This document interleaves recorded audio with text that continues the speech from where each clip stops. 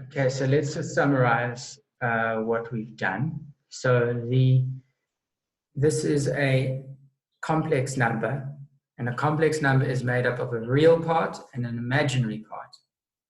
So the 3 is real, and the imaginary is 7. Easy, because you can see that the 7 has an imaginary sign on it. It's got an I there, so you know it's imaginary. And you can graph these onto a Cartesian plane. So we know with a normal Cartesian plane, we have x and y. And y. And so if you have a coordinate, say here, let's say you have a coordinate over here, that's 2 and 3, then it means that the x value is 2 and the y value is 3. So what we also know is that from trigonometry, we can, if we draw a line to that value, from the origin to that, we can drop a perpendicular down here and we get right angles. And so if I was to put an angle in here, theta,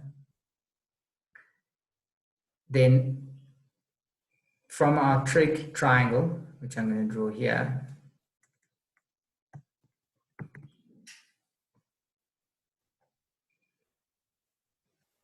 we have opposite of the angle is O and A and H.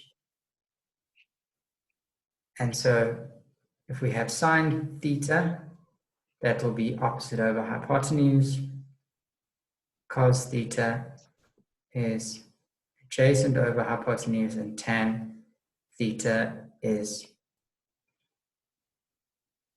opposite over adjacent. Now in complex numbers, it's this tan theta is one of the more important ones, because tan is the thing that has the opposite and the adjacent, which when we look at this x and y, so when we look at this triangle in the Cartesian plane, the y value, the y length here, if that's 3 and it goes all the way to the x-axis, this length is 3. So that length is 3.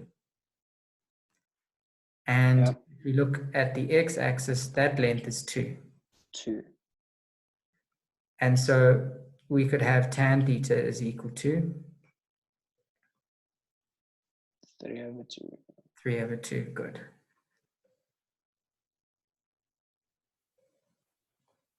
2. Okay. So now with imaginary and real numbers, what we do is we can plot those on a graph as well. So the real is the x value. So we can just say this, we can just make that an R. And we'll just, in brackets, real, just so that we remember. And the imaginary is y. So that would be the y-axis. I'm just going to... Okay, and the way I remember the imaginary is on the y, is imaginary at the end has a y. So just remember that. Imaginary is a y-axis. And so I can plot the 7 on the y-axis. So let's say that's 7. And then the 3 is on the x-axis. Yeah. And so just like in the normal Cartesian plane, I can have an angle. And so we know that tan theta is equal to 3 over 4 over 7. Okay. Now, just remember in This one, it was tan theta was y over x. So let me just put that over here, y over x.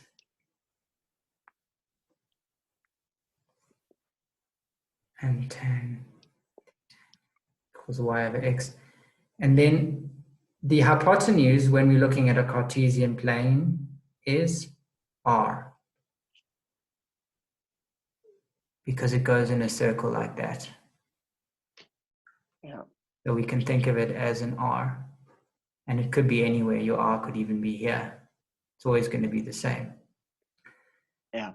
So with this,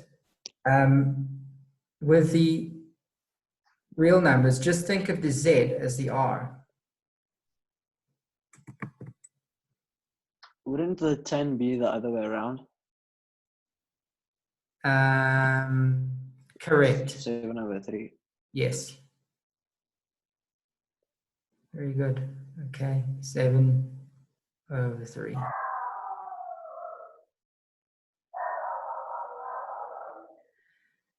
Okay, so we have the imaginary and the real part, and we know that z is our r. So we could say, now z, the terminology, they call it, it's the modulus. And so from Pythagoras, we know that this z here would equal the square root of 7 squared plus The 3 squared. 3 squared. Good. And so we know that the z is the value from the origin to the point where we have the two real numbers. So when you see a and b, so sometimes they give it in like weird terminology. Just think of it like this. So they'll often write it as, to try and make it inaccessible to people, and more confusing, is they'll often just give it as a definition. And so you might see this. You might see z equals a plus bi.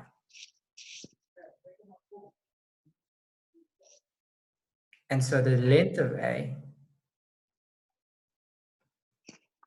the length of z is equal to the square root of a plus a to the power of 2 plus bi, well, b to the power of 2. Perfect. You got it. Okay, excellent. So then, a stupid question. So the tan theta, does that calculate the angle of the does that calculate the angle? yes, it will calculate the angle, but you need to do, so we know that tan theta, so I should actually put a theta here, is equal to 7 over 3.